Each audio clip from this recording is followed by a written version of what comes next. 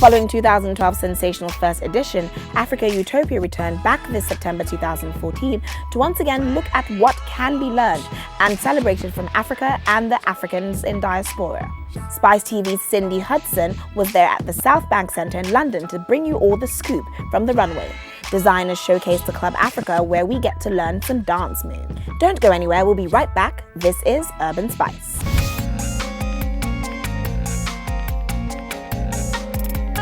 Hello Africa, my name's Cindy and you're watching Urban Spice. Today I'm in London's Southbank Centre for the 2014 African Utopia Festival, talking to organisers, showcasing designers and market stall holders. And if you're lucky, there might even be dancing. Let's go.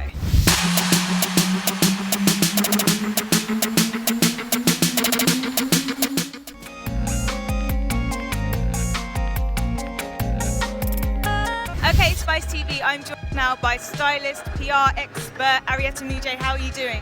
I'm not too bad, thank you very much. Now creative director though. Yeah, tell me a little bit about that. ACC, right? Yeah, it's African Creative Collective, and what it is that we are trying to promote and nurture African design and creativity over here in the UK. Okay, so we're here at the Africa Utopia show, and surely you've seen some brilliant design. Could you tell us a little bit about what you've seen on the catwalk? For me personally, I've been wearing Best Land recently. You saw my Kente code. For me, the standout collections obviously are my friends Saboya and Best Land. So yeah, I think they were great. I think they're trying to bring something fresh to it. I'm not anti-print, but if you're going to do print, do it like they've kind of done it. And Best Land uses a lot of Kente. What people don't know is that it's traditional Ghanaian fabric, and I like the fact that she's done that. So it looks quite nice. So, yeah.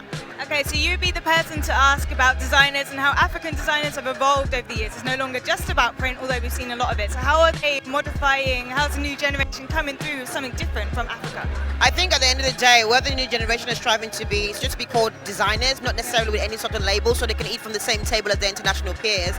I mean, Azeladine Elias from Morocco, but you wouldn't refer to him as an African designer, would you? So I think what the new school of designers are trying to do is they're internationally ready, internationally savvy, and they just want their due diligence. You know, the Makiyos, the Orange Cultures, you know, the Lisa Folawi, I wouldn't necessarily say is new, but she's been there for a while, the Clans, the Chichias. You know, you're wearing Chichia right now, and she's one of our clients at ACC. So yeah, it's just basically taking things to the next level and really just, you know, being on the same platform as the international peers. And in terms of platform, what do you think of African Utopia, and how is it actually helping to promote African designers in terms of putting them on the same level as, you know, designers as a whole? I don't necessarily think they're actually doing much, because this is a festival, if I'm honest, and this is during London Fashion Week, so the timings are a bit off, you know, personally. This is me just saying, hashtag just saying. They could have done with having this event outside of London Fashion Week so that you can get like buyers, because what we need is buyers to buy the collections, because without people buying your stuff, you ain't got a business, and that's what we want. We want African designers to become a business, not necessarily just people just make clothes. Yeah. Wise words from Arietta Mujay. You heard it here on Spice TV. Thank you very much. I'm joined now by Akosia of Double AKS, a Ghanaian designer. How are you doing? I'm great, thank you. And you? I'm really well. Even better for seeing your showcase earlier. Could you tell me a little bit about how you got involved with the event? Yep, so I've been designing for just a year. Well, I've been designing for a couple of years, but I got involved in the show because I started my brand just a year ago, and everything has just been so overwhelming. It's amazing. That's how I got in. All Out got in touch with me, and here I am back in London showcasing my work. Yeah, and we absolutely love your work. Could you tell us a little bit about your brand aesthetic for people who don't yet know? Yeah, great. My brand is AAKS, and it's hand-woven bags, which is made in Ghana. And I have a women's wear print collection as well, which I do all the prints by myself. And the production is all based in Ghana, so it's ethical, sustainable fashion. Okay, wow. And how would you say that the Ghanaian fashion industry compares to that here in London? Wow, I feel there's a lot of up-and-coming designers from Ghana or Africa, but we need a lot of support in terms of creativity and also manufacturing, sourcing. So I would say that's the only difference. London is very developed and everything is set here, but we need that a bit more in Ghana to make things work better. Yeah, but so far, so good. Definitely. Well, thank you so much for talking to us at Spice. We'll let you crack on. Great, thank you. Bye-bye.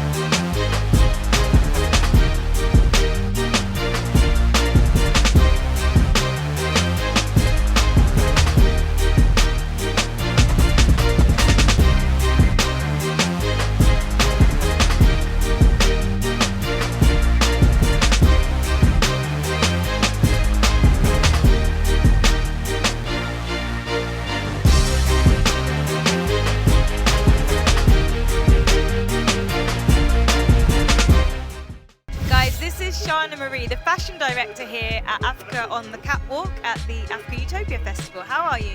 I'm really well. I'm relieved now that everything's over. But yeah, I'm good. Well, it looks amazing. Really good job. Could you tell us a little bit about what your job entailed? Yeah, sure. So I was obviously the fashion director. So I was involved with the logistics of planning and organising from scratch, start to finish. So organising the models, liaising with hair and makeup, putting together mood boards for hair and makeup. Just that whole thing in terms of behind the scenes and the lead up to the actual event. And then on the day of the event, I was backstage styling the models, helping to dress the models, helping with overseeing the hair and makeup, making sure everything's running to schedule.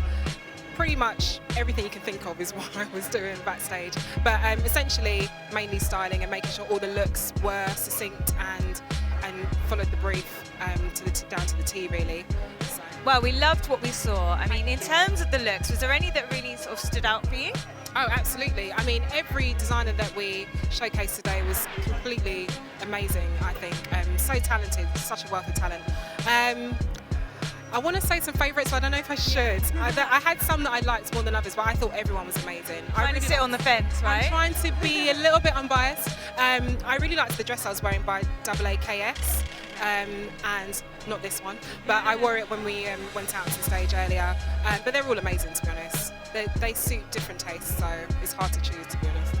Definitely. Well, thank you so much for talking to us at Spice TV. No problem. Thanks so much. Spice TV, I'm joined now by designer and boutique owner Samson Saboye. How are you feeling? Fine, thank you. You must be relieved, right? Your show was amazing. I'm so relieved. You can always forget how much panic and stress and backstage drama there is, and however organised you get it, there's always an element of like, just get the show on the road. Well, you definitely didn't see any of the hectic stuff backstage on the catwalk. It was smooth, seamless, and your designs, oh my God, they were amazing. Tell me a little bit about the collection, please. Well, the collection, we're known for our menswear design, and we launched that in Lagos last year, but this year we thought getting so many women buying the men's collection that we'll try and put some pieces out that are just about the women. So I designed it with Caroline Chichi Kanakwe, and she came up with this concept, and we're just really happy the way it all looks, mixed in with the men's, and just having a whole colour clash, print clash, and making it all work, really. What were the inspirations behind the collection? It was still about tailoring, still about the print. The print is already a big feature for our brand. So it's trying to see how it would all melt in and mix it in a Western culture. So the clothing is all the silhouettes are very Western, but it's the print and the colour that made it more kind of an African twist on it. Yeah, and you collaborated with an accessories designer as well for some of the looks. Could you tell us a bit about that? Well, Hassan Hajjaj is a Moroccan artist, and he goes to Morocco quite a lot, and he bought these extended feathers and slippers made out of laundry bags and stuff, so recycled materials that were used to make traditional Moroccan accessories. Yeah, well, the whole thing looked absolutely amazing. Were there any pieces that really sort of stood out for you that, if we had to buy one thing, Samson, which would it be? It has to be the jumpsuit. The jumpsuit is a really good shape. It's not too fitted, not too loose, but really works very print. We've done it in plain as well. It looks as good, worn up, worn down, dressed up. Yeah, we love the jumpsuits. We're pushing that for this season. Definitely, and obviously we're here at the Africa Utopia Festival. That was the runway showcase, but we're here in the marketplace. So what are you selling today? We're selling the whole lifestyle brand. We're selling cushions, hats, jewellery, toys that are made in Benin out of recycled fabrics. So yeah, we're just selling the whole look and the boutique basically. So it's a lifestyle. Saboye is all about the lifestyle, the print, the colour, the texture, and the kind of high-end luxury African experience. Yeah, and in terms of experience, how are you finding being involved with the festival as a whole? It's been good.